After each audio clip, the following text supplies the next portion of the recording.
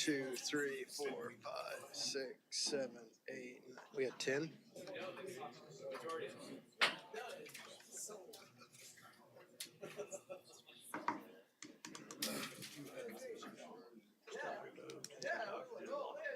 So Hugh, Blick, Leon, and Bill.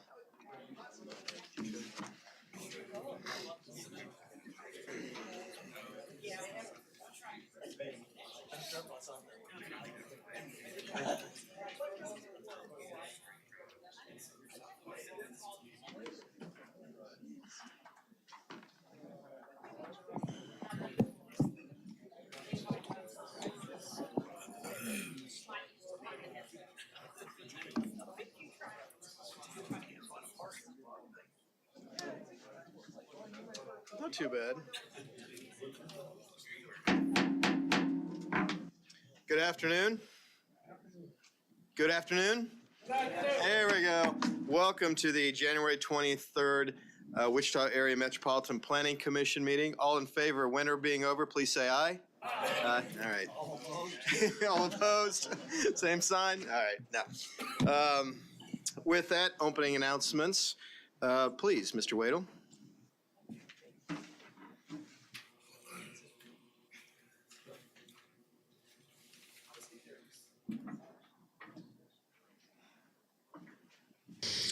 Before we begin the agenda, the Wichita-Sedgwick County Metropolitan Area Planning Commission and the Wichita-Sedgwick County Board of Zoning Appeals would like to take this opportunity to welcome everyone to this public hearing.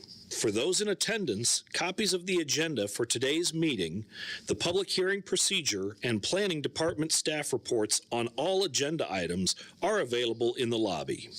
The Planning Commission's and the BZA's bylaws limit the applicant on a zoning, subdivision, or variance application and his or her representatives to a total of 10 minutes of speaking time at the start of the hearing on that item, plus up to 2 minutes at the conclusion of that hearing. All other persons wishing to speak on agenda items are limited to 3 minutes per person. However, if they feel that it is needed and justified, the chairman may extend these times by up to 2 minutes. All speakers are requested to state his or her name and address for the record when beginning to speak. When you are finished speaking, please share your name, address, and the case number on the sheet provided in the room. This will enable staff to notify you if there are any additional proceedings concerning that item. All speakers at the podium, please remove your face mask before speaking into the microphone. Please note that all written and visual materials you present to the Commission and the Board will be retained by the Secretary as part of the official record. If you are not speaking, but you wish to be notified about future proceedings on a particular case, please provide your contact information to the Planning Department. The Planning Commission and the Board are interested in hearing the views of all persons who wish to express themselves on all the agenda items. However, we ask that all speakers please be as courteous and concise as possible and avoid long repetitions of facts or opinions which have already been stated. For your information, the Wichita City Council has adopted a policy for all city zoning items. A copy of this policy is available from the planning staff. The City Council relies on a written record of the Planning Commission hearings and does not conduct its own additional public hearings on these items. The decision of the BZA is final. Any appeal of a decision of the BZA is to the district court. All right. Next, we'll have a roll call of commission members present. Yes, sir. Fry. Present. Mater is absent. McKay. Here. Dool. Here. Bill Johnson is absent. Blick is absent. Nix is absent. Kluntz. Here. Warren. Here. Joe Johnson. Here. Present. Zimbelman. Here. Aldrich. Here. Williams Bay. Sir, I show there are 4 members that are absent and 10 members present.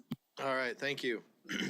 Next item is 1.3, approval of the MAPC meeting minutes from January 9th, and I show Commission Member Blick was absent. Move for approval. We have a motion to approve by Commissioner Joe Johnson with a second by Commissioner Williams Bay. All in favor say aye. Aye. All opposed, please say nay. Motion passes unanimously. Item 1.4, this is determination of our items on the agenda that we can approve by consent. So we will go over these one by one.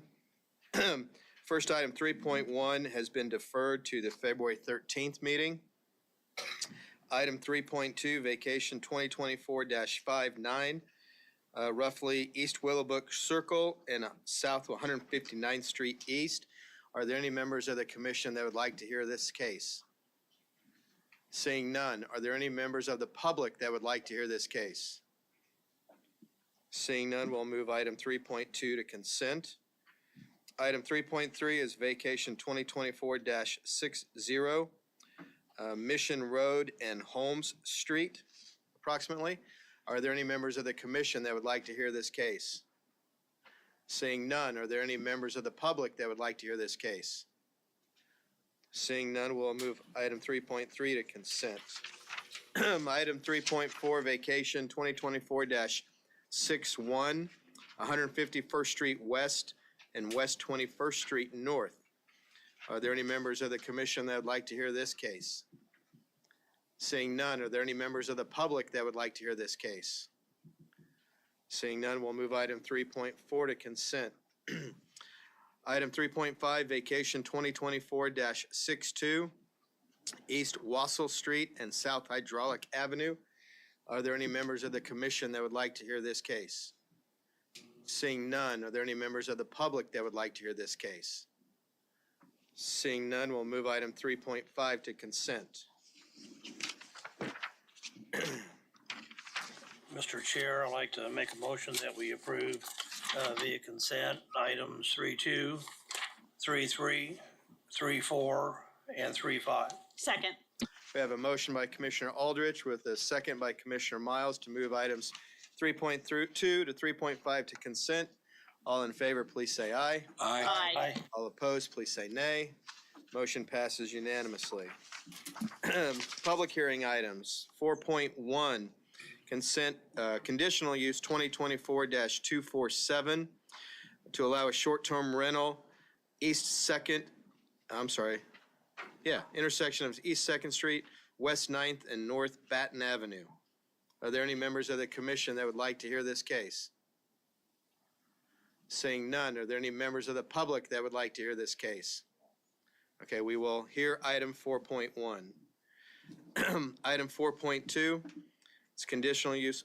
By the way, is the applicant or agent present for item 4.1? Thank you. Item 4.2, conditional 2024-280 to allow for daycare at South Seneca Street and West Regal Street. Are there any members of the commission that would like to hear this case? Seeing none, are there any members from the public that would like to hear this case? Seeing none, we can move item 4.2 to consent. Item 4.3 is conditional use 2024-282, an internet exchange point on property zoned SF5, East 21st Street and North Oliver approximately. Anyone from the commission that would like to hear this case? Seeing none. Anyone from the public that would like to hear this case? Okay, we have one person present. Two? I'm sorry, I couldn't see the other arm. Is the applicant agent present? Great, thank you.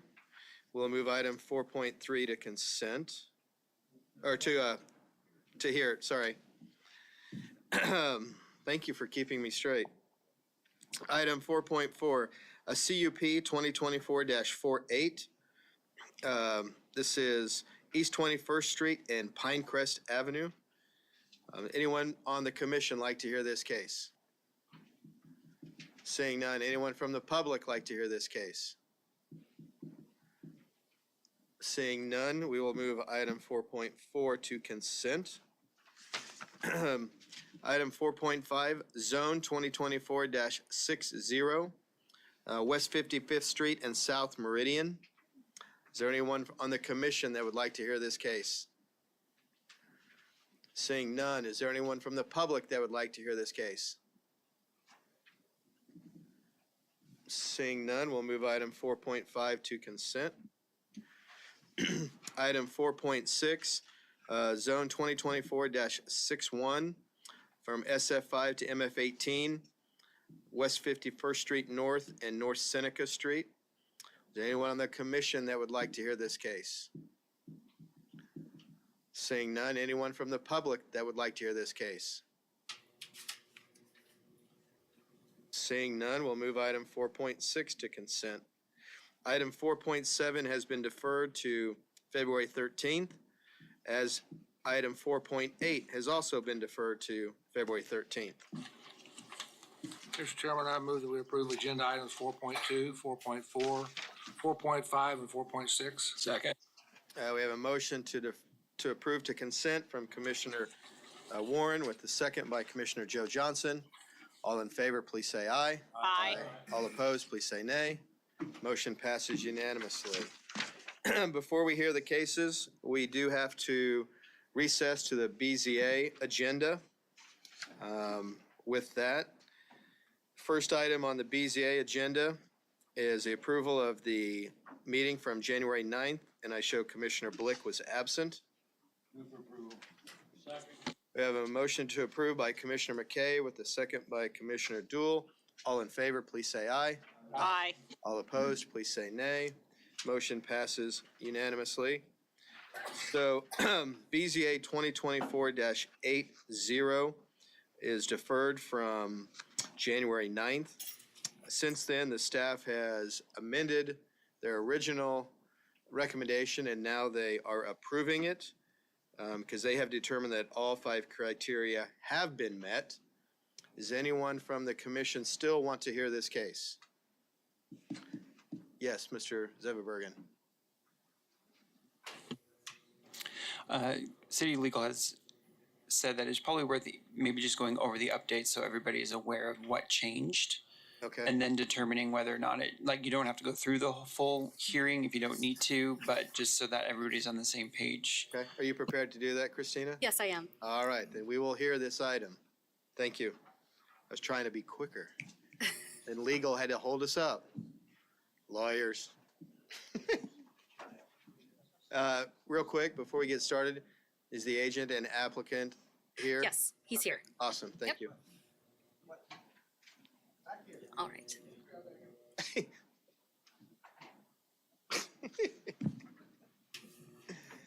All right, go ahead, Christina. All right, this is BZA 2480, just a quick update from planning staff.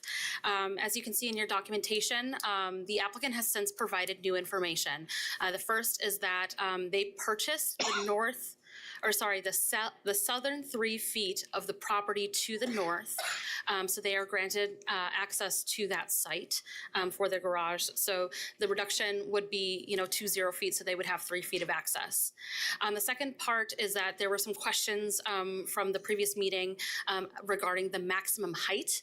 That has since been modified to 25 feet 2 inches, and that is included in your packet that has been distributed to you guys in physical copies.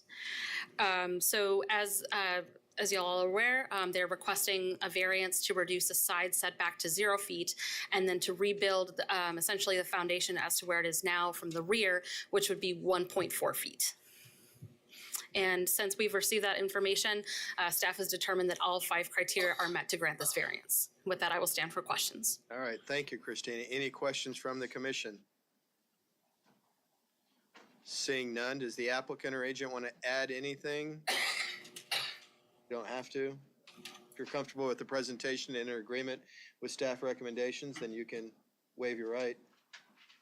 Yeah, they approved, so Okay. I guess I approved. Okay, let the record say that the applicant agrees with the staff recommendation. So, this is an opportunity for a rebuttal, or not rebuttal, any public comment on this case? Yes, sir, you come to the microphone, you'll have 3 minutes. Give us your name and address for the record, please. My name is Jack Patton. Address is 337 South Rutan. Also, I'm a resident there, and also the president of the Neighborhood Association. And I'd also like to put forth our support of this as it's helping our neighborhood stay vibrant or up to date. And it's I think it's a good thing for the neighborhood and for the individual. And we appreciate the effort that he's doing to keep things up to date. Thank you. Thank you. Thank you. You do have the opportunity to rebuttal, but obviously since he's in support, you're probably, I just want to say thank you. all right. Okay. With that, we'll bring it back to the commission. Any other public comment? Making sure, okay, we'll close public comment, bring it back to the commission for a decision. Discussion. Commissioner Warren. Chairman, I would move to approve BZA agenda item number 2. Second. All right. It's subject to the staff recommendations and conditions, correct? Correct. All right. So we have a motion to approve with a second from Commissioner Williams Bay. All in favor, please say aye. Aye. All opposed, please say nay. Motion approved unanimously. All right, so now we will adjourn the BZA meeting. And here our first item, which is 4.1, conditional use 2024-247. Just real quick before we get started, quick show of hands, how many people are going to want to speak on this item? 1, 2, 3, 4. Okay, great. Thank you. All right, go ahead, Brad. Thank you, Mr. Chair and Commission. My name is Brad Etherly, planner for MAPD, and we are here to discuss case con 2024-00247.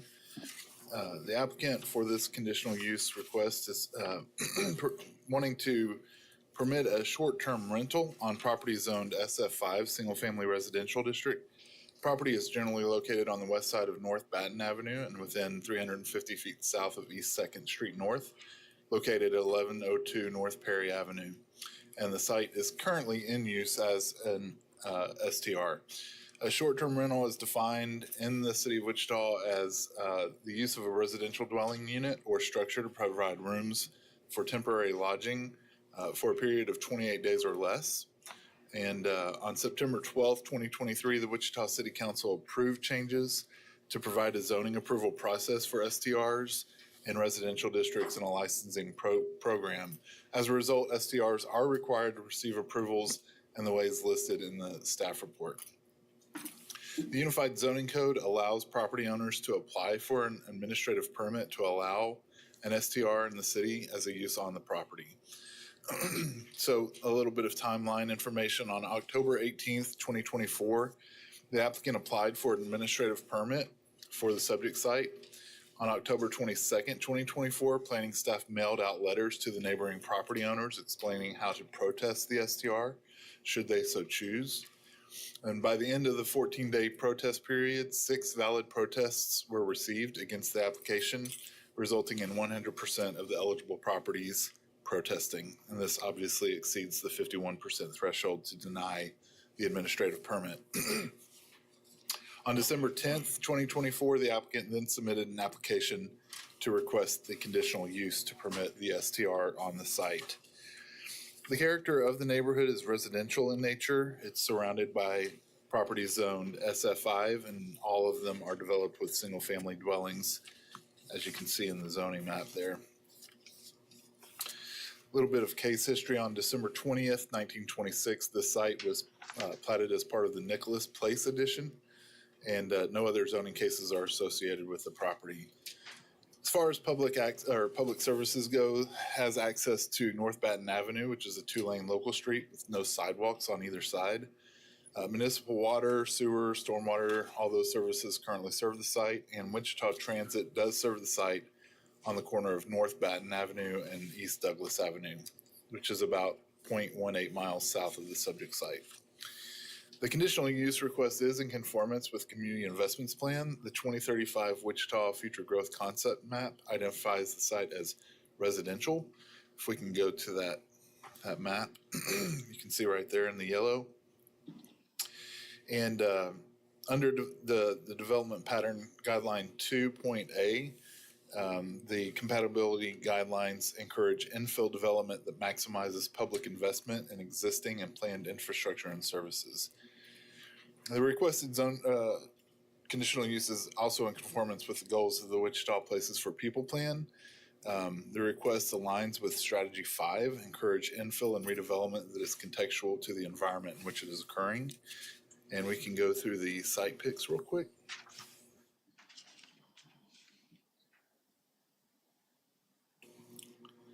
This is looking west into the site. Next picture.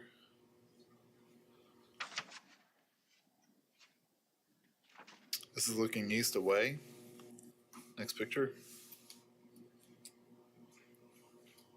This is looking north away from the site. And next picture. This is looking south away from the site. And so MAPD staff does recommend approval of the request, subject to the conditions listed in the staff report. And these are based off the golden rules. I will mention that we did receive 2 emails in opposition to the request, and those have been placed in front of you for your information. And with that, I can stand for any questions. All right, thank you, Red. Any questions from the commission? Commissioner Aldrich? Brad, do you know of any issues with law enforcement? Any complaints, any cases that they were called to regarding any incidents on this property? I do not know of any on this property. Okay, thank you. Any other questions from the commission? Seeing none, we'll have the applicant or agent come forward. You'll have up to 10 minutes to present your case. Give us your name and address for the record.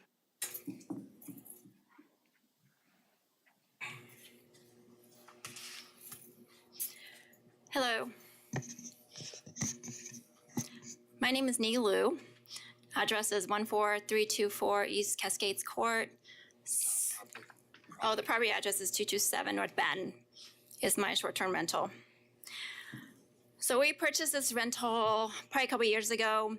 And before we purchased it, we didn't realize how long the place had been vacant. We put in a lot of investment to fix the property. Thousands of dollars to fix it because of how long the house had been vacant, plumbing, heating and air conditioning. We painted the house, we cleaned up the floors, refinished it. So we put in a lot of improvements into this house. Our intention with the short-term rental is to provide a option for families, for groups that want to gather and be at the house. We limit it to, there are no parties, and we put on the Airbnb, there are no noise after 10 to 7 o'clock in the morning. That's about it. That's all I had. Okay, we'll see if any questions from the commission for the applicant. Commissioner Aldrich. Did you purchase this property initially so you could reside in it yourselves, or did you purchase it for the sole purpose of short-term rental? We had the thought about residing it in ourselves. We like the neighborhood, but then we changed our mind. Have you ever lived in the house? No, the house took a long time to renovate because of how long and how much renovation needed. Okay, thank you. You're welcome. Commissioner Miles, thank you. Thank you, I'm sorry. I know, I'm embarrassed. So I'm curious, during the time you've had this as a short-term rental, have there been issues with officers having to come out to the rental for any kind of? No. Okay. Any other commissioners that hopefully I can name? Commissioner McKay. How many other rentals like this there are in the neighborhood? I am aware of one down the street, and maybe another one the street next to it. I think there's at least a couple. Anyone else? All right, seeing none, stand by. You may have to come back up for rebuttal.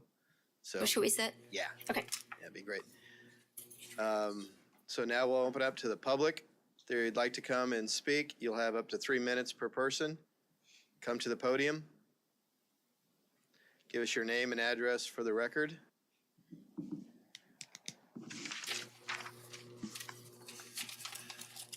Might want to raise that microphone up. Just there we go. Thank you. I'm Brian Bolts. I had the property next, just north of 227. We actually kind of share a driveway, so I see everything. And I will admit they've put a lot of work and money into the place. However, I don't want to live next door to an Airbnb that's basically like a hotel. They've had it up and running for about a month in October, November-ish time period. And the caravans come in 6, 7 o'clock at night, carrying, the fast food and a case of beer. And while they say no parties after 10, there have been parties after 10.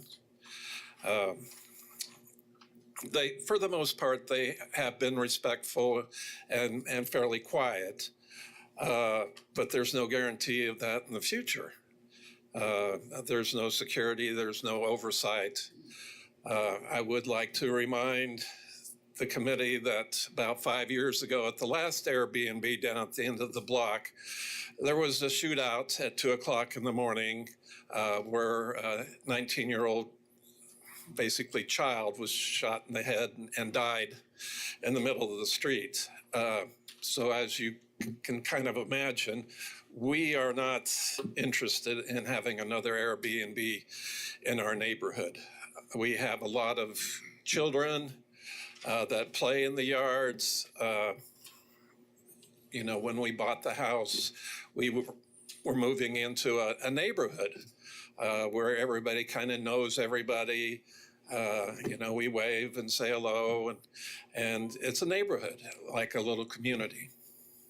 So needless to say, as you might infer from my conversation, I'm against having the Airbnb next door. So thank you for listening to me. Stand for a question, sir. Okay. Mr. Chair, could Aldrich? we have him state his address for the record? Oh, yes, please give us your address. 229 North Baton. Thank you. Yeah, sir, do you know of any instances where law enforcement had to be called or any complaints filed that involving law enforcement? Besides the incident that I talked about, that house has been vacant for probably 7 years. I'm sorry, I was referring to this particular property. To this particular property, it's been vacant for probably 7, 8 years. The owners of the house took a reverse mortgage, and then she went to a nursing home where the reverse mortgage paid for a nursing home. And so it was basically vacant for 7, 8 years. Okay, thank you. Thank you, sir. Appreciate it. Next speaker. Thank you.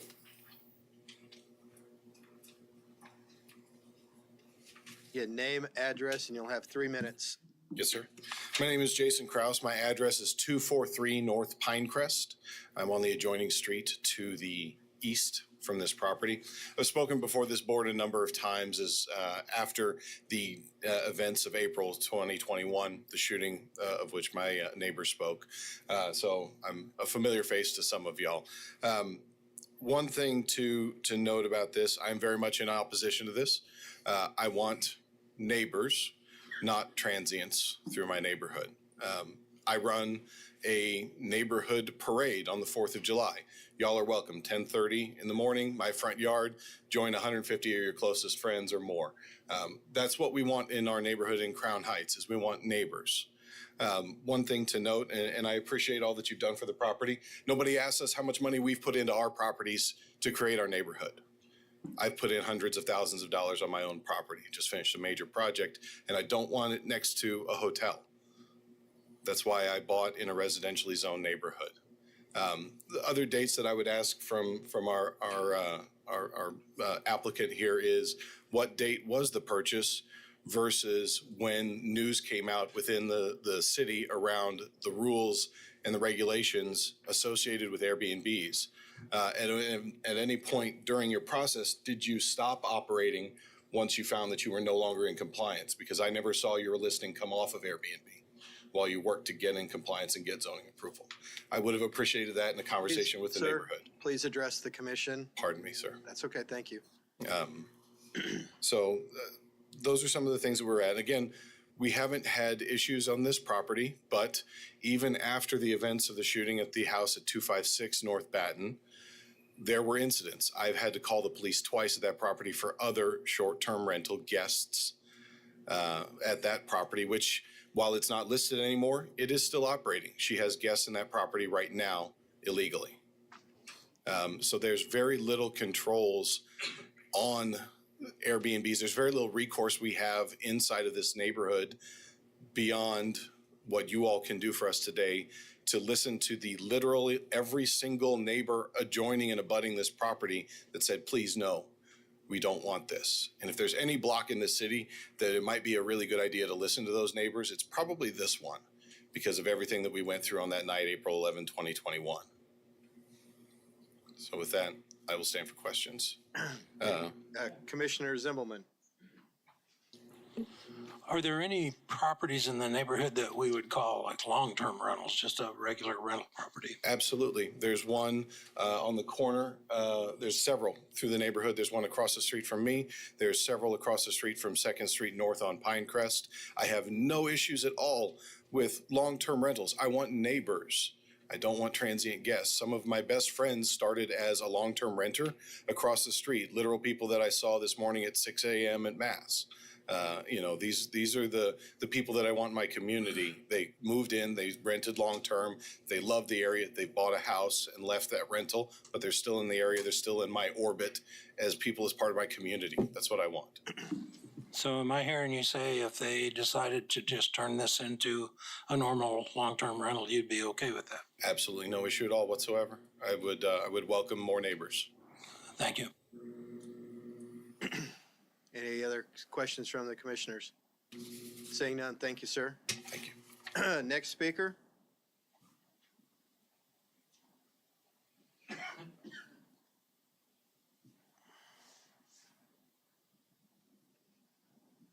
My name is Kimberly Conley, and I live at 223 North Batten.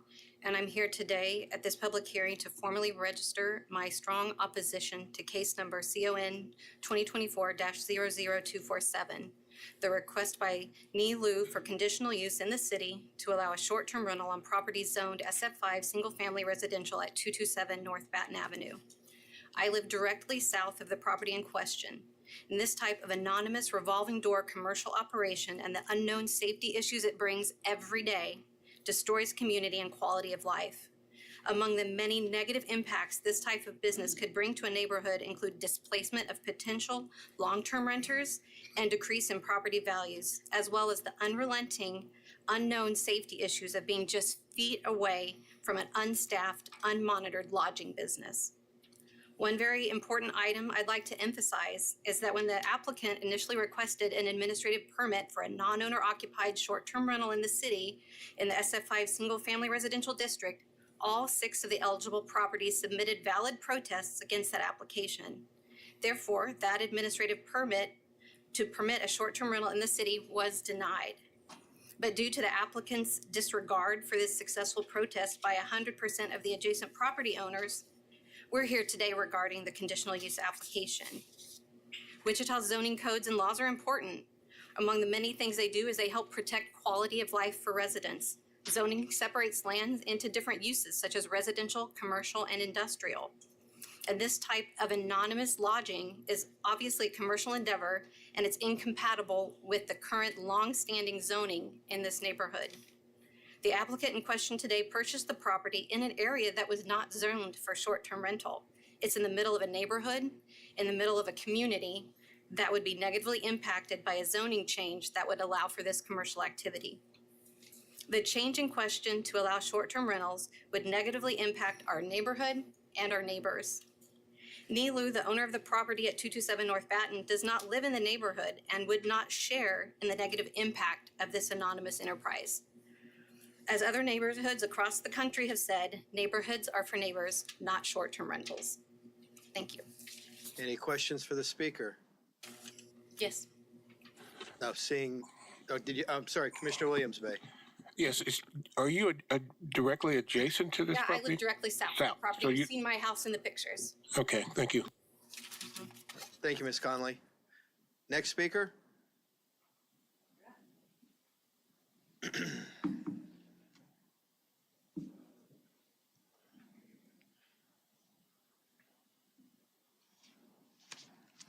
Hello, my name is William Conley. I'm also at 223 North Batten. That was my wife who just spoke. I had prepared remarks, but they're basically the same information that my wife, Kimberly, provided. I do just want to thank Brian and Jason and my wife, Kim, for the words they put forth to the commission. We really just are uncomfortable with this short-term rental directly adjacent to us. We think the density of the number of short-term rentals in the neighborhood is excessive. We think that there is not enough regulation, and we don't like the anonymous revolving door transient nature of a short-term rental. And we basically believe that neighborhoods are for neighbors and not short-term rentals. And then am I allowed to ask questions? You can ask us questions. Okay. So the incident where the shooting occurred, I vividly remember that. I woke up to what was about 40 gunshots, and what I witnessed was a police response time of over 20 minutes until they were in the area. So you can see why we are uncomfortable with that. And I'd ask Brian, if he heard those and if he was uncomfortable, if anything happened to his house because of that, that'd be a question I'd like to ask. And then Jason, I think, was probably awakened by them as well. He has kids and a wife that he's worried about. That's what we're worried about here. Completely understand. Any questions for me? Any questions for the speaker? Seeing none, thank you, Mr. Conley. Thank you. Next speaker?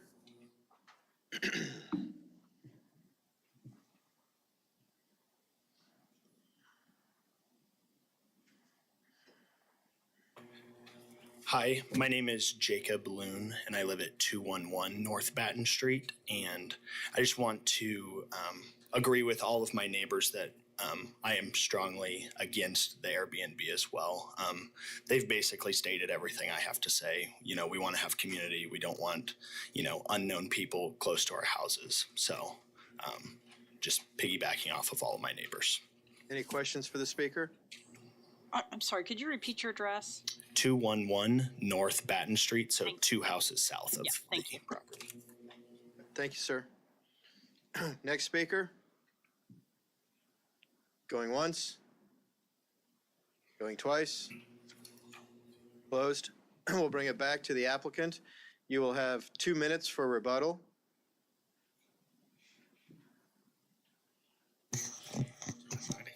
This is Nilu, 227 North Batten.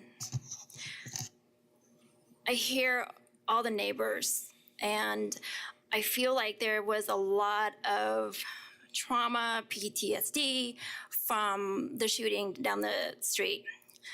Our intention with this Airbnb is not to operate like that.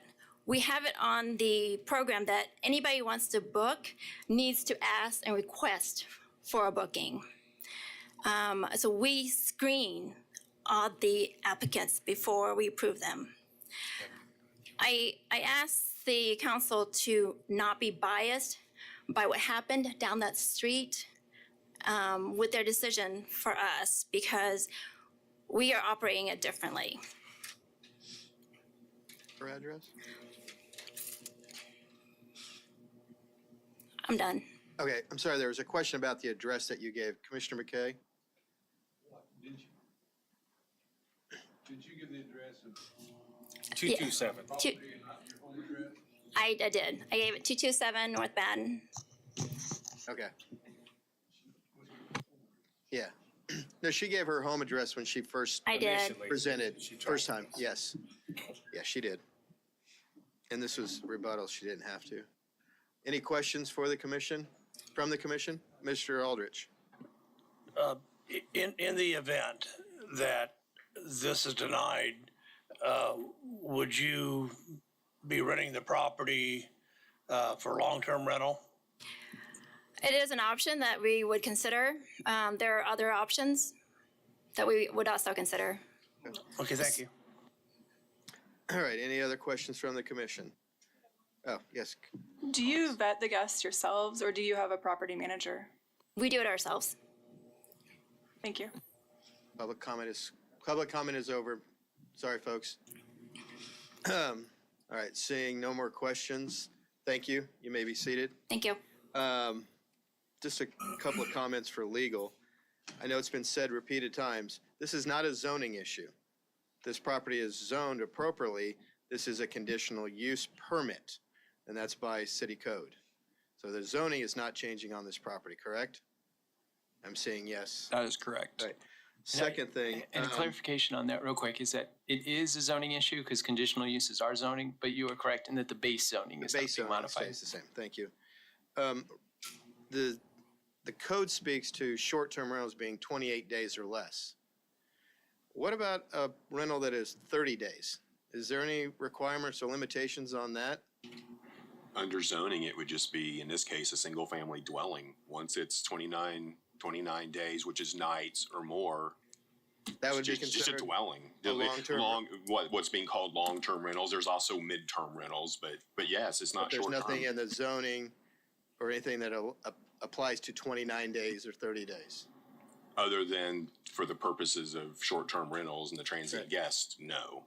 Okay.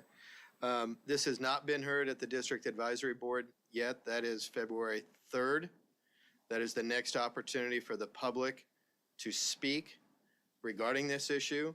The District Advisory Board is another consideration that the City Council takes into account when they hear the case. I don't know when that hearing is yet, but at the City Council meeting, there is no opportunity for public comment. So those folks that came today, your comments are being recorded. It'll be shared with the City Council. You will also have the opportunity at the February 3rd District Advisory Board meeting. So I just want people to understand the process, what happens next. Commissioner Miles. So just a couple of things. I'd like to understand more about how if the neighbors surrounding objected, but there was the administrative adjustment was denied, so therefore we're here today. The other thing that I would like to know, because I think it's always important when we hear these cases, is, and especially because now we'll start seeing them come up, is I need to understand how many Airbnbs, short-term rentals, whatever you want to call them, are in this direct neighborhood. Because I do believe that when you start getting a certain amount of short-term rentals in a neighborhood, it does lead to the deterioration of a neighborhood. I mean, neighborhoods are supposed to be neighborhoods. So those are two things that I'd really like responses to, please. Okay, I'll answer first, and then I'll defer to JR and Philip if there's anything that needs corrected. So in terms of the process, when this was put in place, we were looking at, I think there was well over 500 short-term rentals back then, close to 600. And so the question was, how would those be processed? The other question too that really confronted the community was, are short-term rentals in general a good fit for Wichita? And as part of that discussion, what came out of that was this process, which allowed for an application to be done for the zoning for those that are not owner occupied, only for those that are not owner occupied and that are not in commercial zoning or, a more intensive zoning. Then what happened is, then the question was, okay, so if they are a good fit for the community, how are we going to set up the process? So it was set up administratively so that those that were not controversial would be processed quickly, but those that were controversial would have a hearing opportunity similar to other zoning cases, which is what we're going through now. So in this case, this one has met the threshold to be, and I consider it controversial in the terms of that there ought to be a larger community conversation about it. So that's why this one is coming to you and why that process was set up that way. In terms of how many short-term rentals are in this area, we contract with an online vendor who uses artificial intelligence to detect where these are and to track whether or not they're in compliance with Wichita regulations. In the area bounded by Oliver, Central, over to Woodlawn, and then down to Douglas, there appears to be roughly 1, 2, 3, 4, 5, somewhere in the ballpark of 5. It looks like 5, 6, 7, just by a quick scan on the map. Did that answer all your questions, Commissioner Miles? And again, the reason we're hearing it, even though it was 100% petition, the protest, that allows us to come back and have the hearing. The code was set up so that the ability to file a conditional use exists if the AP administrative permit is unsuccessful. A subsequent question had come up about how many blocks approximately is the area that was described, and it's roughly about 32 blocks. And the code doesn't restrict the number of units, short-term rentals within an area. They can be adjacent to each other. They can be on the same block. They can be within the same mile. There is no restriction as to how many per acreage. That is correct. That was part of the original discussion that took place as part of the regulations, was should there be a distance separation, and ultimately it was decided that there should not be. Okay. Commissioner Aldrich. I have a hard time with this for several reasons, but when you look at the golden rules where it says the extent to which the removal restrictions will be detrimental to the nearby properties,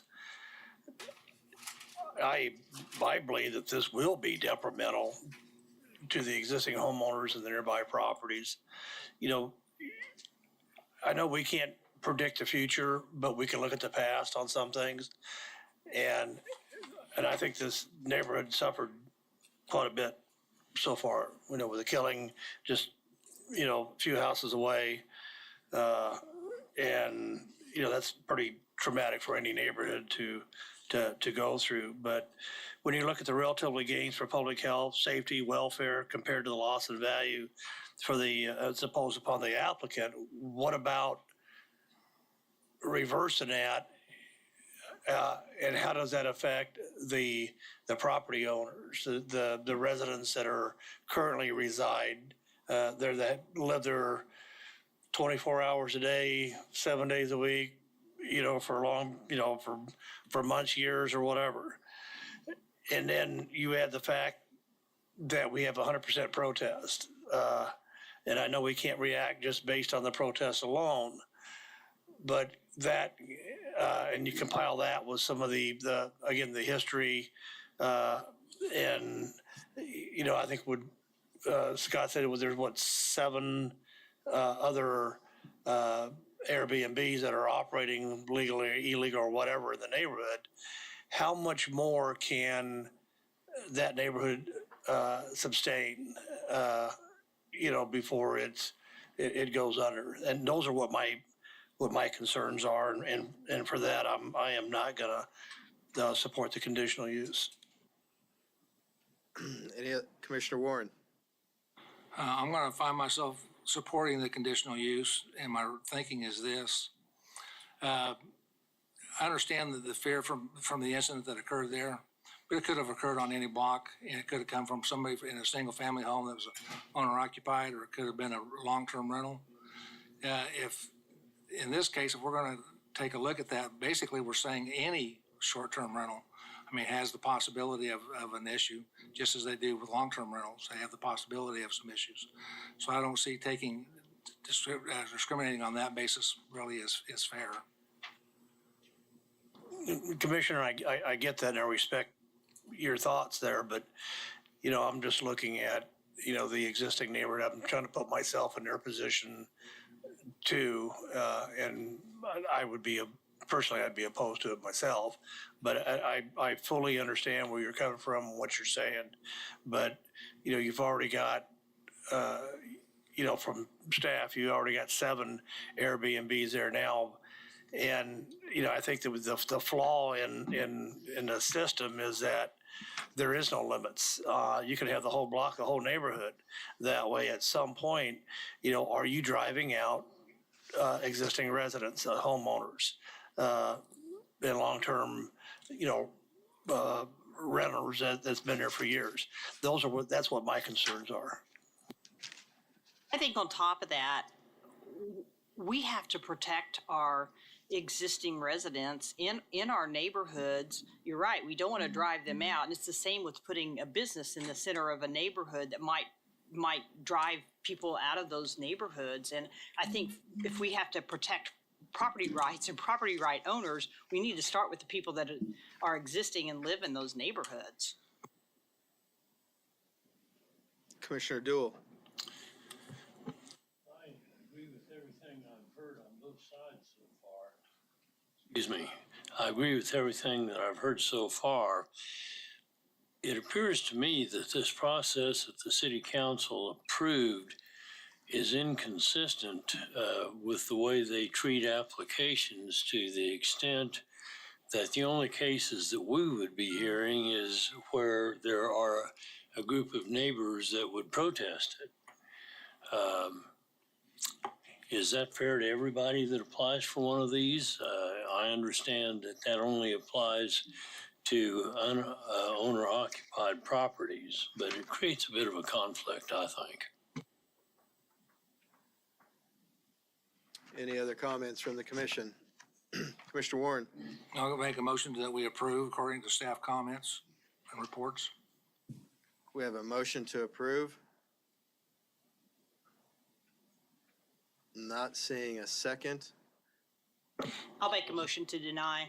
We have a motion to deny. And for the record, you need to give your reason on this because of the it can't just be based off the 100% protest. You have to give a reason for the denial. Correct? That is correct. And Commissioner Miles, if it's helpful, what I've heard so far from the conversation is the impact to the adjoining neighbors has been the significant one, and then another one is public input that's been received so far. I don't know if I captured that correctly, so I'd look to you. Yeah, my motion to deny would be based on the impact for the adjoining neighbors. Which is item 3 of the golden rules. Okay. Yes. Did I hear a second? Yeah, Mr. Chair, I would second that motion. And again, my reasons would not only be to, I think it would be a detrimental impact. I think there would be no relatively gains at all regarding golden rule on item number 5 to public health, safety, and welfare for the neighborhood. I think it'd be just the opposite. I think it'd be detrimental. And the fact that there has also been 100% of the protests for the surrounding property owners. Okay, we have a motion and a second. I'm going to speak to the motion real quick. I was a member of the city council when we approved this process. It was terribly challenging because of not only what happened at the incident, the tragedy, but because of all the public input, a lot of emotion. The world is changing. Short-term rentals are definitely a way of life now. The process that we have for this makes it difficult because I certainly understand the neighborhood impact with the 7 surrounding properties. That alone can't be the reason why it's denied. And hearing the testimony from the 2 commissioners that made the motion and the second, I will agree to an extent that is the possibility. And so that's why I am going to support this. That being said, I think these owners have done a commendable job with taking a vacant property and restoring it and making it productive. I don't know what holds for the next step, but thank you for your dedication to restoring a property and making it a viable one in the neighborhood. I hope you're successful with whatever happens. So with that, call a vote. All in favor of the motion to deny, say aye. Aye. All opposed, say nay. Okay, I need a raise of hands. All those who made a motion to deny, raise your hand. Or Clontz, Aldrich, Fry, Williams Bay, Zimmelman, Miles, Johnson. The nays were Warren, Dool, and McKay. So the motion is denied, Mr. Chair, could we just state the total? 7-3. Right? And it still has DAB hearing February 3rd, and then final council action at some point after that. So, thank you.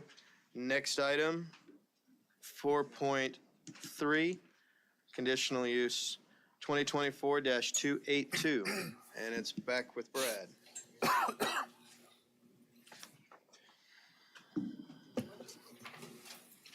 Yes, thank you. Once again, Brad Etherly, here to present for MAPD case con 2024-00282. For this request, the applicant is requesting a conditional use to allow utility major on a property zoned SF5 single-family residential. The property is 1.219 acres in size and is located on the north side of East 21st Street North and within 1/2 mile west of North Oliver Avenue. The applicant is requesting the conditional use to create an internet exchange point facility. And the applicant defines an internet exchange point facility as a physical building in which telecommunications networks interconnect and exchange data traffic. The building is approximately 36 feet by 49 feet. There will also be a generator, 3 chillers, 2 fiber vaults, and a main switch outside the main building. And the applicant and agent are here, so if you want any more information about that, they would be the ones to ask. The parking requirement for a utility major is 1 per employee, and the proposed site plan indicates 6 parking stalls located at the subject site. The UZC requires screening for all uses except for single family and duplex when abutting or across a street or alley from residential zoning districts.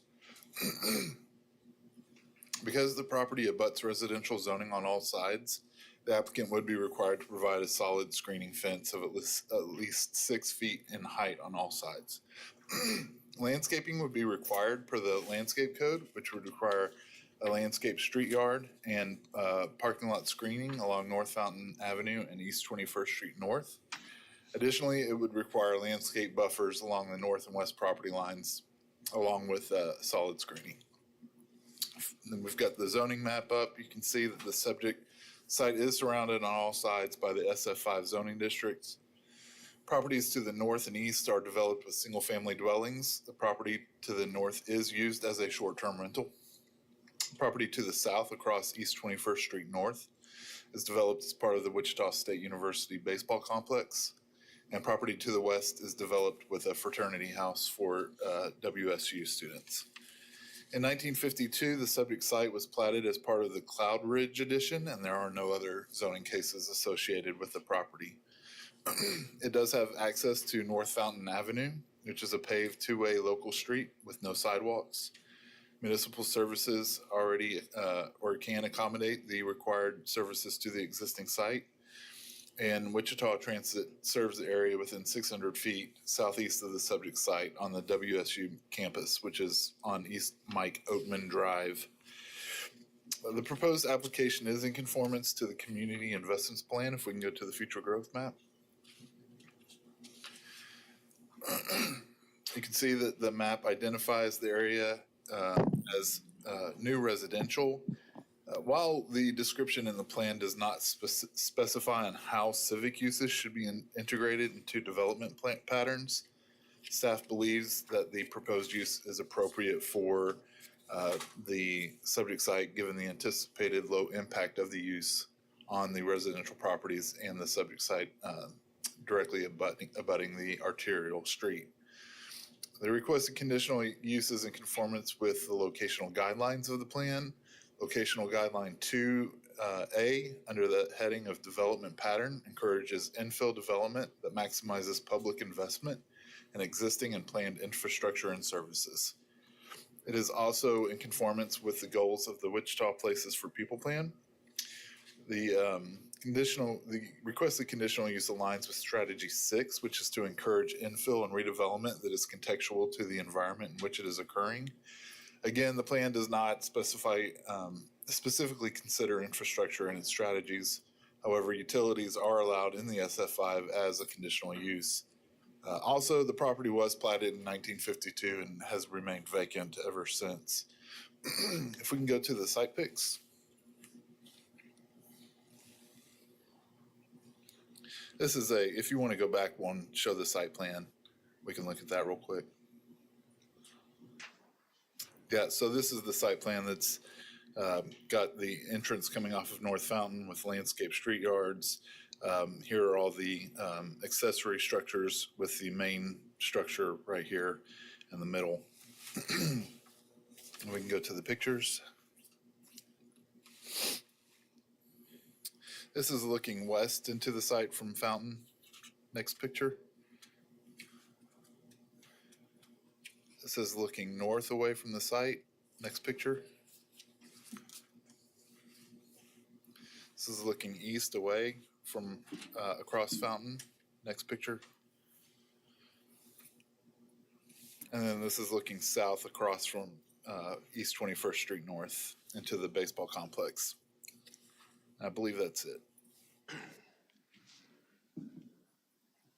So staff does recommend the conditional use be approved, subject to the conditions listed in the staff report. These are based off of the golden rules, and we did receive one email in opposition, which has been placed in front of you for your information. And with that, I can stand for any questions.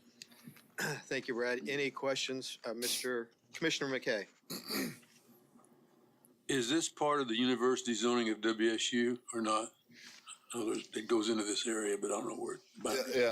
It is not, this property is not part of the WSU property. I think that it is roughly conjoined with WSU as part of their development. There's some property that we rezoned to university zoning. Actually, it is 4 years by ago. Wichita State, yeah. It's on the north side of 21st Street. That's why I'm asking the question. If I could, sir, I'll go ahead and help. So the property is owned by Wichita State University. However, it is not zoned part of the university district. It is currently zoned SF5. Any other questions from the commission? Seeing none, thank you, Brad. We'll ask the applicant or agent to come forward. You'll have 10 minutes. Please give us your name and address for the record. Good afternoon. My name is Tanya Witherspoon. I'm Associate Vice President at Wichita State University. I'm representing Wichita State as the property owner here. There is no address. This is an unaddressed lot at the corner of 21st and Fountain. Wichita State University has entered into a partnership with my partner, Tom Cox, here as a vice president at Connected Nation, a nonprofit internet exchange organization that provides internet access for affordable access across the nation.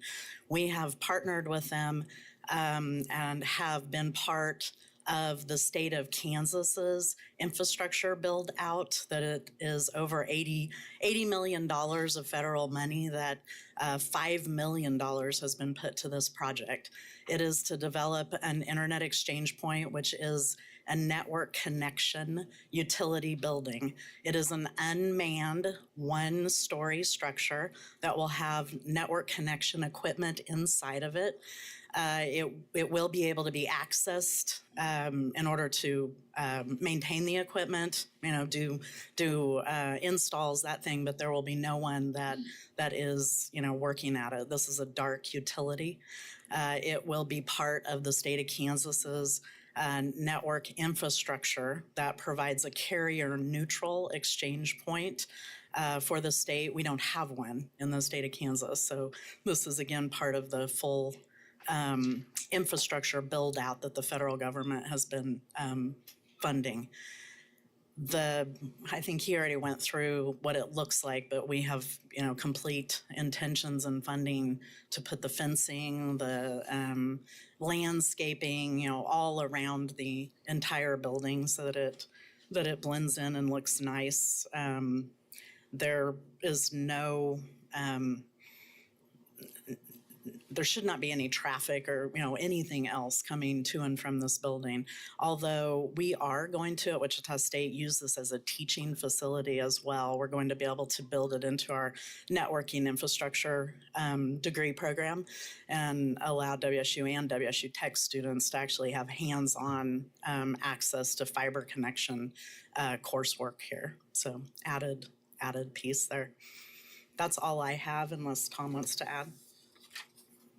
Thank you for having us. Tom Cox with Connected Nation. I just wanted to talk about the facility. This is critical infrastructure that not only the region lacks, but the entire state of Kansas lacks. What we don't realize necessarily is that our entire internet for the state of Kansas runs through Kansas City, Missouri, not even in the state of Kansas, single threaded through a single building. If that building ever went offline for some reason, our entire state loses access to the internet. Our universities, our hospitals, our school districts, it's actually a major failing across the entire United States. That's why we were able to actually receive a $5 million grant from the Department of Commerce to build the state's first internet exchange point right here in Wichita, which we thought was the most fitting as it's one of the largest population centers. It's fairly central to the state. To build not only a more resilient network to make sure if something ever did happen in Kansas City, that the rest of the state, but especially this region, would stay online. But it also works to help reduce costs and make internet more affordable. So when your internet providers, to access the greater internet, they have to buy what we call transit all the way to Kansas City to access Netflix, Google, Meta, the greater sphere. So they're having to pay someone to buy fiber connection all the way out there. By building this facility here, we eliminate that need and they can buy the access right here locally, which again is going to help further making internet access more affordable. And then the last point is reducing what we call latency. You may think I have gigabit internet, I have really fast internet, and it's buffering, right? Or you're on a Zoom call and it's going in and out. That's not bandwidth, that's latency. And latency is the distance the internet has to travel to connect two people. So you can't make light go faster than the speed of light, though WSU is probably trying to figure that out right now on campus. But since you can't reduce that, the only thing you can do to reduce latency is reduce distance. So by bringing this facility here, we're going to reduce the need to be sending all this traffic to Kansas City and instead keep it locally right here, keep your traffic. What a lot of people don't realize is if you send an email, two of you in this room send an email to each other and you're not on the same internet provider, your email is literally going to Kansas City, talking to each other in a little building, and then shooting it back all this way. So it's doing a couple 100-mile round trip just to send an email in the same room. So we're just trying to resolve those issues. It's a small facility. It's an incredibly low power profile. Like Tony said, it's going to be lights out. It's quiet. We're going to spend a lot of time making sure that the property is well taken care of, that it's beautified, that it fits into the university plan. So they have very high standards for what everything needs to look like, both from the building's perspective and the land. We want to be good stewards to the entire neighborhood as well. And we're happy to stand for questions if the committee has any, and we're excited about this project. We do. So Commissioner Aldrich. Yeah, that's sort of scary a little bit, knowing that there's only one little building in Kansas City. And, to me, our telecommunications is very important, especially for our national security. And now everybody and his brother knows what's going to happen here. But what my question is that if it's going to be unmanned, why do you need so much parking spots? We might need equipment delivery. We might need a pad for a truck to come up so that we can unload equipment and remove it. We don't need that many parking spots. Well, and part of it was just we don't really need those. But we've talked about we want to partner, since we're partnering the university in this endeavor, is using it as a training facility. Not something people are going to be in there any day, but doing interconnection and networking is a very, very specific skill set, even within the IT industry. And we want students to be able to get that hands-on training. So as they're exiting the university and looking in the workforce, they could say, I have these skills. I've worked on an internet exchange point. I've done interconnection between, Netflix and Google before, and just really add that to their resume. So we have a few additional spots. We're not talking about having 20 students in their time, having a couple students, but we're just thinking, we don't want a situation where we're like, man, we really wish we had 5 parking spots for that one time a year instead of, just having the 1 or 2 that's necessary. Okay, thank you. I'll just look at taking up green spaces all. Never been accused of that. Mr. Dool. So to make sure I understand this, your customers in essence are internet providers that provide an internet service to people in this area. And how large of an area is going to be the benefit area of this thing? The entire state of Kansas will actually be in benefit for this because, again, what Tom described of the network traffic has to go all the way either to Kansas City, Missouri, or to St. Louis, to Dallas, Fort Worth, or to Denver. So Wichita will become a new hub for any internet connectivity. And the customers will be ISPs, just as you said. This is a carrier neutral facility. That's a big point of being on public property, utilizing federal and public dollars to put this together so that the pricing will be the same no matter what. There cannot be price gouging because another company owns this. So we might see new business, new ISPs that pop up that provide, better pricing, better services. So part of that is, to bring that. There are also companies that can pull direct, anybody can actually have a direct connection themselves. For instance, the Wichita Public School System has one of their elementary schools. Chester Lewis is the closest elementary school to Wichita State. They are considering pulling a direct line to the IXP so that they can then deliver internet services to all of their 27 buildings and pay for that circuit only. This will save, we haven't done the full cost analysis, but this is tens of millions of dollars a year in savings. There are other companies that might want a direct connection to a corporate office. So for instance, right on our campus, Airbus's North American headquarters is located in Wichita on our campus, and their corporate office is in Toulouse, France. Without this internet exchange point, they don't have the ability to have a direct line for security and swift transfer to their corporate office, but they will when we build this. So not only will it benefit businesses and our community members immediately, it will be an attractor. This is something other cities have and other states have everywhere. Dallas-Fort Worth, I think, has 8 internet exchange points just in the city. Okay, so the fact that Kansas doesn't even have one, I think we're one of 7 states in the nation that does not have one at all. So this is an attractor too, especially in the current, forward thinking of internet traffic and bandwidth and all of that. Does that answer your question? I just want to touch on that real quick. So what Tony's talking about is what we call E-rate in the public schools, which actually public schools are one of the major benefactors of this. So public schools get federal dollars to buy internet access. We call it E-rate. And some of the school districts around this area are paying up to $3.50 a megabit of access. The going market rate, when you can have a close internet exchange point, should be anywhere from being 10 and 15 cents a megabit. So you're talking that these school districts are going to be able to save hundreds of % on their internet costs, which is money they're allocated they can put into other resources for their school. And the reason is they have to buy internet access out of Kansas City, Missouri. So they're paying someone for transit all the way to Kansas City to buy their internet access. The other kind of customers that will be in here are your what we call content delivery networks, your Netflix, your Google, your Meta.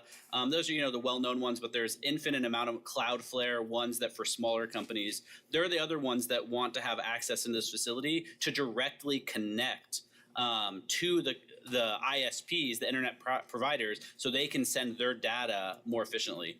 I should have said this earlier, but the easiest way to think about this is literally the same thing as the old telephone switchboards back in the day, where you had an operator sitting there polling to send it, except it's just all automated and it's fiber. But it actually operates the exact same way. The internet operates the exact same way our old original telephone switchboards did. So this is just the place where all that traffic routes, and then it's all automated through fiber connections where it's sending it. Versus having to have someone physically moving the switches around. That's really all it is in there. And so instead of having to send your traffic to another city to do the switching, the interconnecting, that just happens here, which allows you to keep your traffic more local.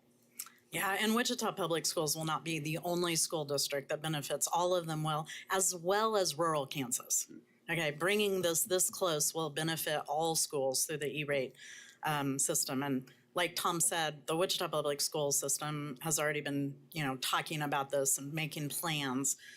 They will pull directly into the internet exchange point to bring internet to all of their schools, but then they will also have a direct line into the internet exchange point to Microsoft Azure, specifically for Office 365. So what that will mean is, even if their internet goes down, they will still have access to their Microsoft products, which is their email, and Teams and all the things that make it available for students and teachers to be, remote or in connection. So I know this can get technical very quickly, but any other questions? Yeah, Mr. Williams-Debate, did you have a question? Have you had any conversations with the adjoining neighbors about this project? Yes, a team of us from Wichita State have been going to all of the neighbors. We've been sweeping it for a couple of months now, knocking on doors and handing out materials, talking to people. We had a series of meetings several months ago where we invited the neighbors, we invited business, community, explaining this. And so we've tried to get this out. We've had a couple of press announcements. I've had students that are learning about this that have put some materials together and posted it on the internet. So we have tried, yes. Thank you. So again, I want to let you restate this. Thank you for educating us. I'm sorry, Commissioner Miles. That way I can figure my comments and not stutter So like a fool. I just want to ask, is there any potential negative environmental impacts from this facility? That's a really, really good question, and I appreciate you bringing that up. There isn't any different than a normal home.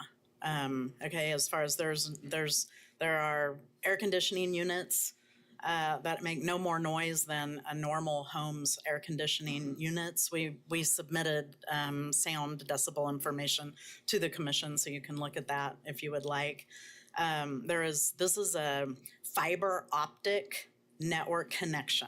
So this is, fiber optic glass connections. There's no radio active waves. There will be no antennas. This is all underground and pops up. In fact, the fiber optic cables already run under the ground under 21st Street as they are. We'll be digging them up and bringing them into this facility so that they connect and that we can patch into them.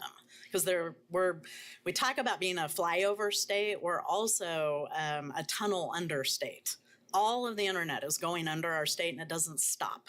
There's no bus stop for us to connect to it. So, Tom, do you have anything to add? Yeah, I'll just say, from environmental standpoint, it's little to no impact other than putting a structure on there. So the main structure, what we do is actually we pre-build it in a factory. It's wind rated for Category 5 hurricanes, so it can survive an EF5 tornado. This is critical infrastructure. It's ballistic rating, so if someone decides to shoot it, it's not going to destroy the infrastructure. But we put a concrete pad down, and then we put the facility on concrete pad. We're not doing deep digging. We do put 2 manholes on 2 adjacent corners of the property, but what we do is we're digging essentially a 6-foot or 8-foot hole, and then we have a pre-built manhole that goes into it. And this is just, again, so where the fiber can pull into. It's kind of part of our dig once mentality so that allows people just to pull into that facility instead of having to tear up the ground, run fiber, put it back down. They can just pull from the right of way right into there, and we'll just jet it right into the facility. In terms of emissions, like Tony said, it's no different than a home AC unit running as well. Again, this is a very low power profile facility. It's got to stay cool, but this isn't a data center. This isn't something where they have large chillers that, they're running high power profile. This is a power equivalent really of any home in the neighborhood.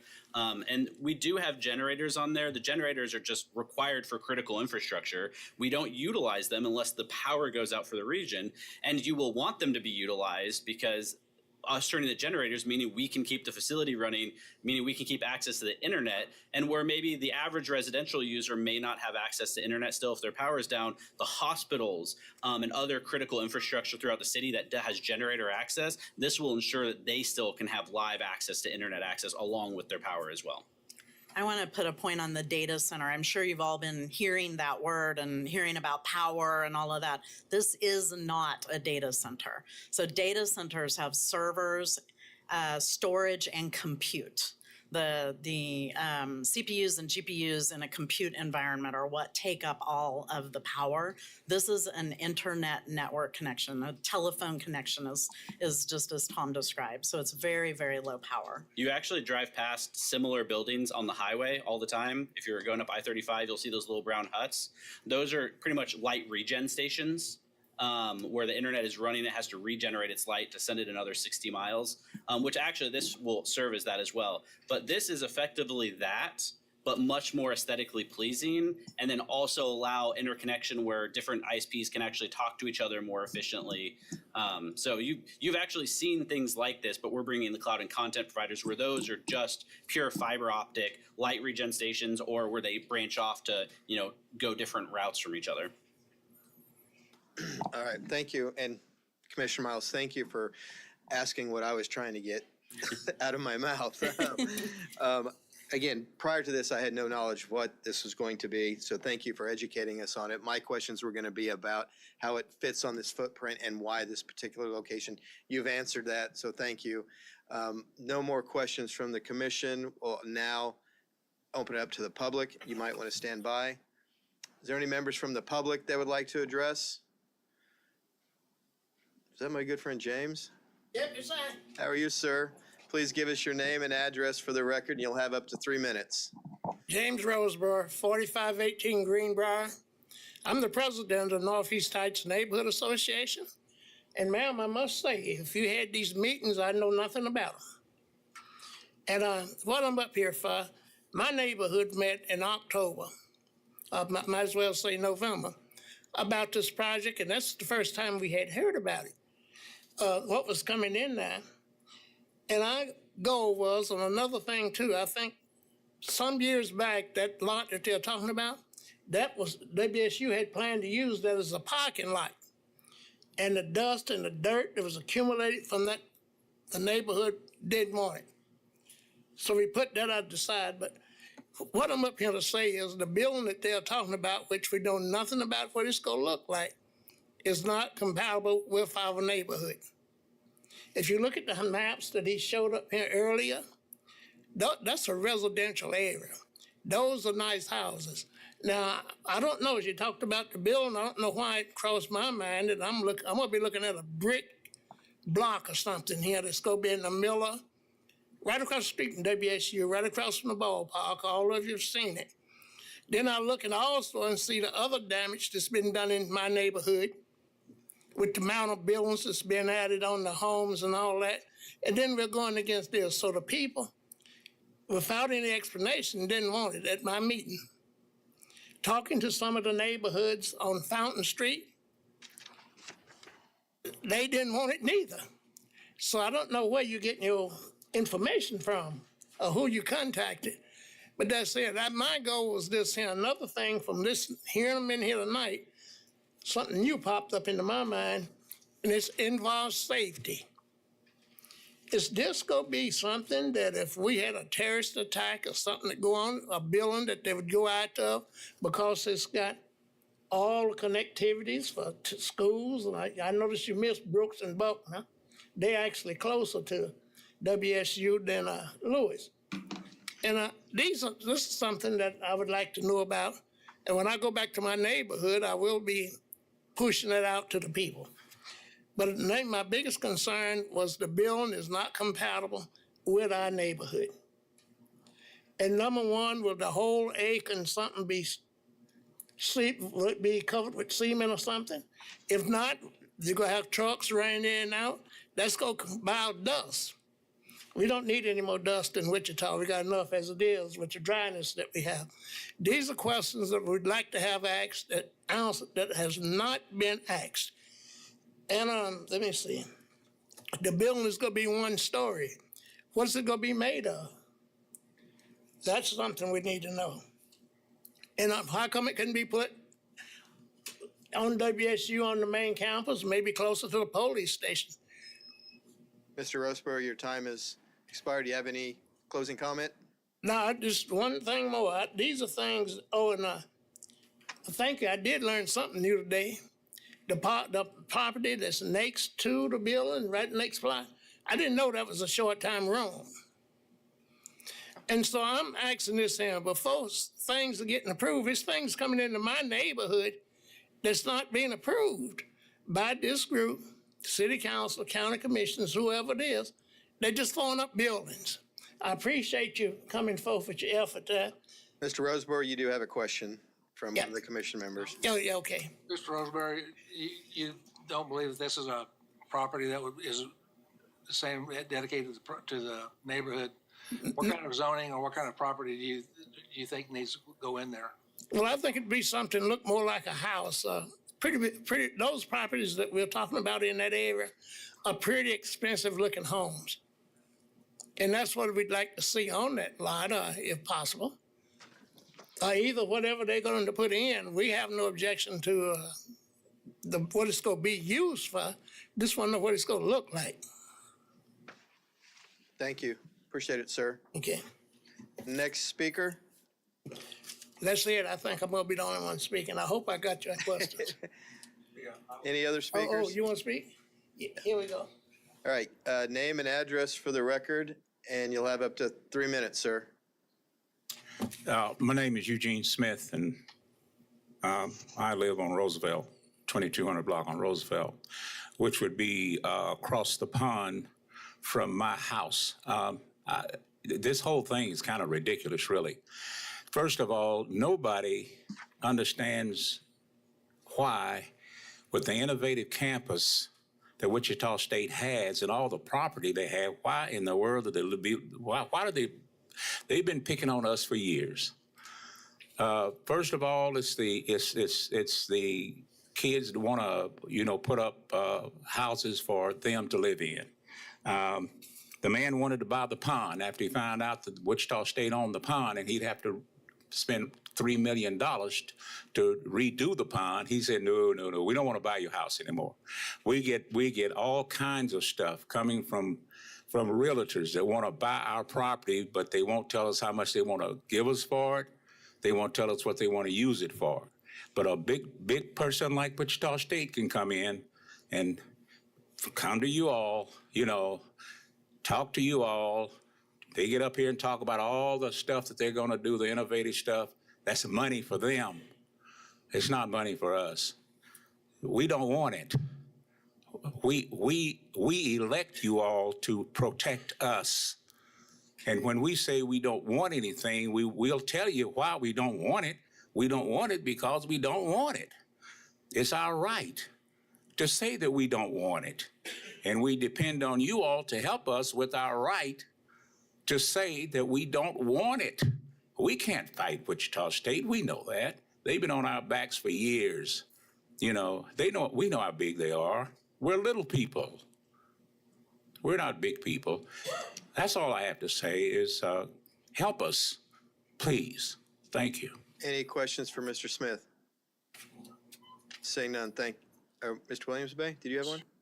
Sir? Mr. Smith, hold on. We have a question for you. Mr. Williams Bay. Yes, Mr. Smith, if the project was designed where it was compatible with the residents in the area, would that affect your feelings on this at all? No, sir. The people in that neighborhood don't want it, period. the property values. We know what it's going to do to property values across the street.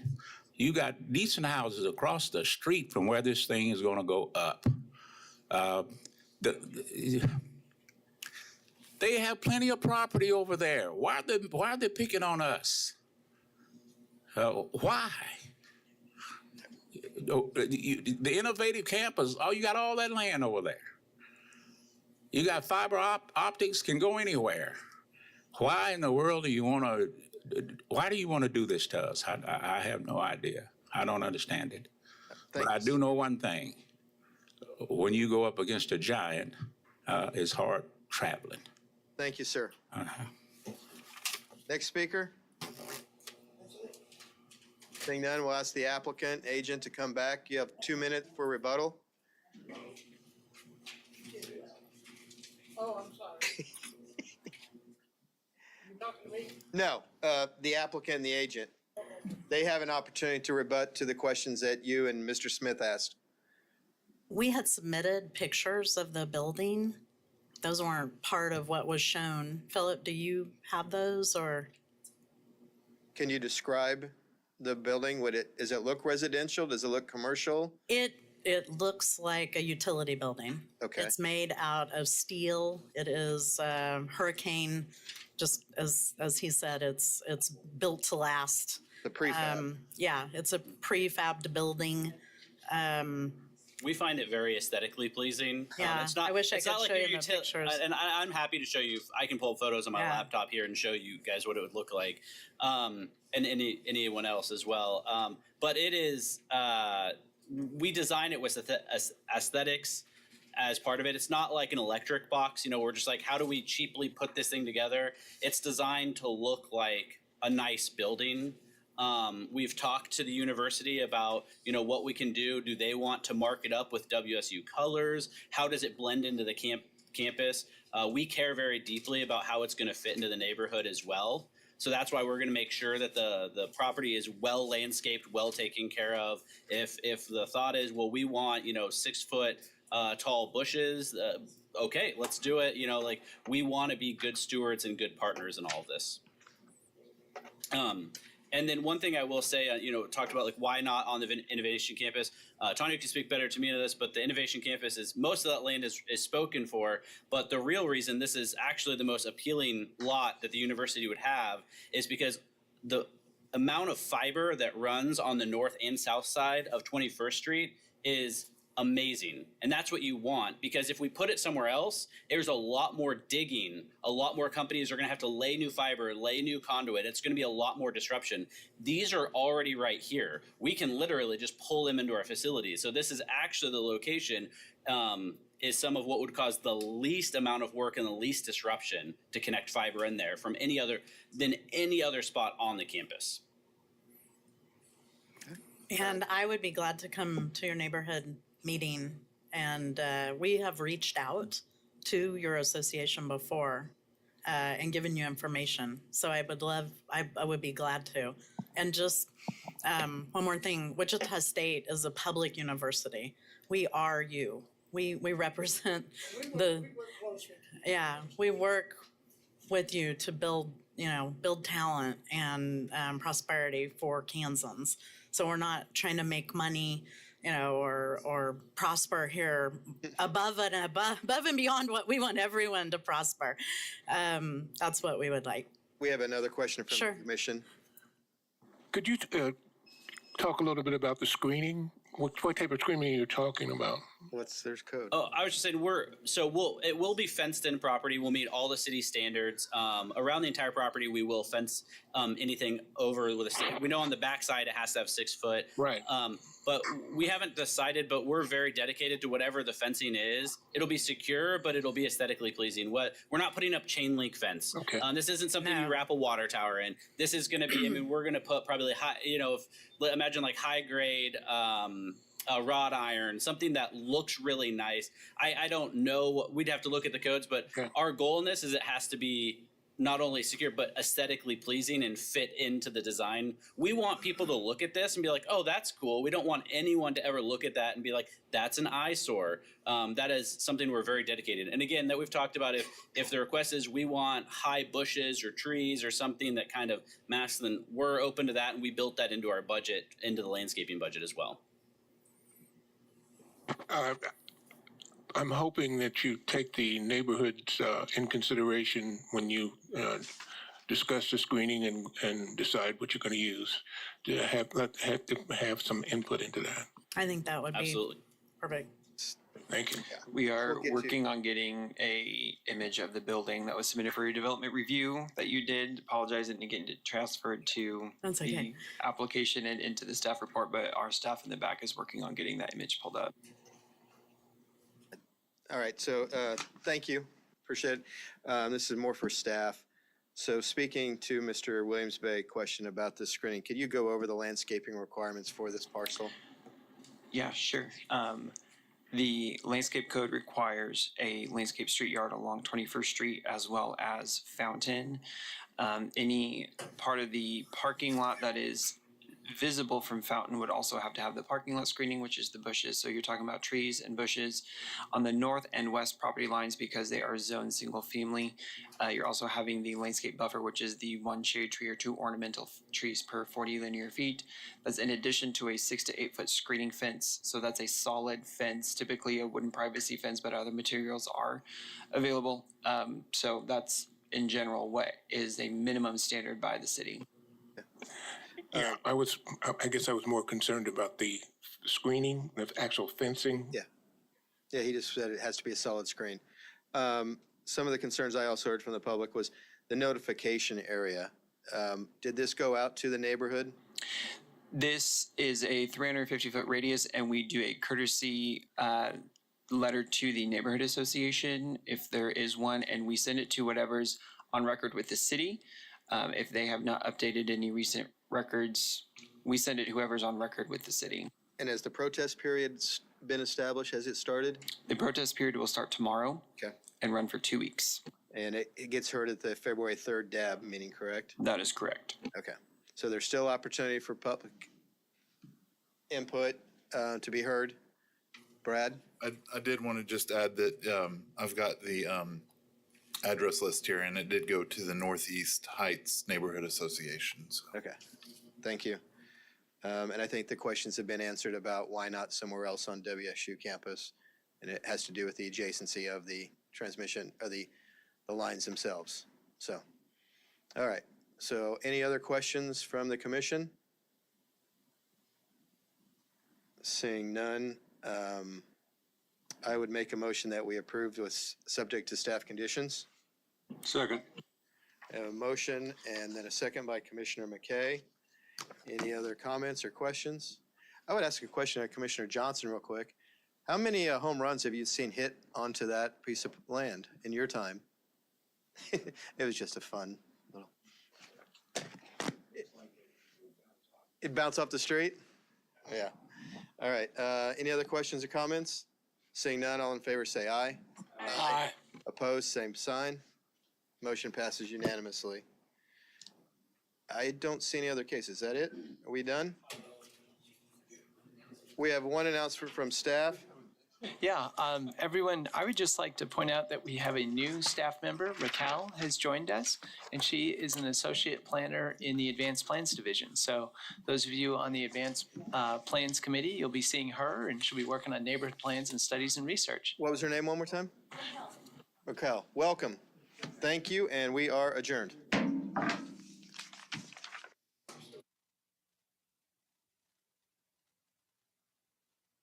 Recording stopped.